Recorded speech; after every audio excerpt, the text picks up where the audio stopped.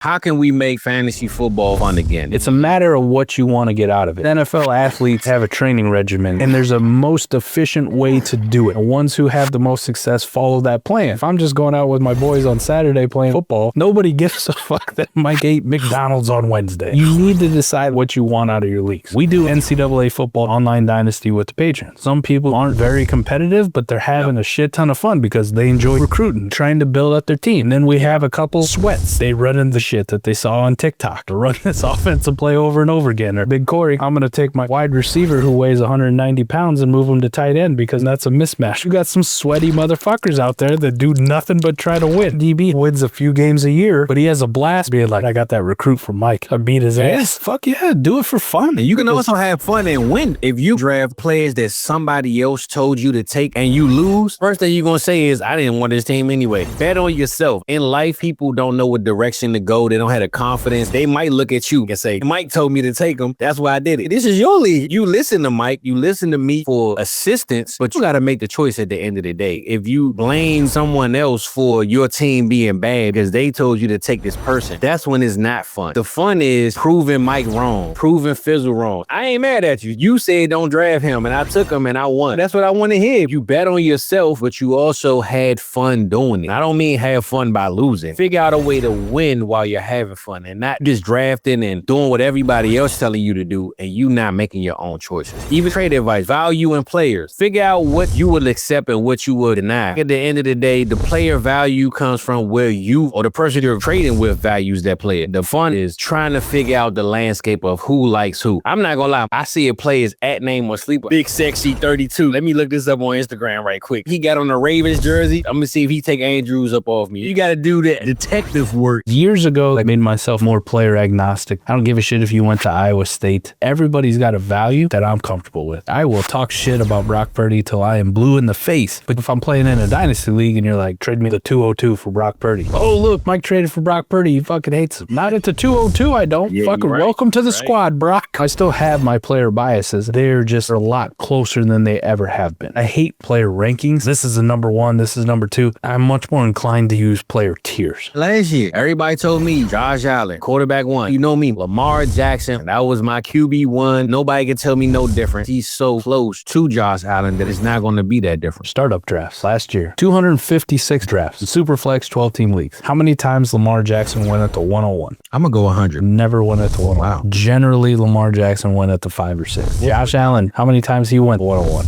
150. 190 times. That's my point. That's what I mean by having fun. It's so close of a margin. Just go get your guy.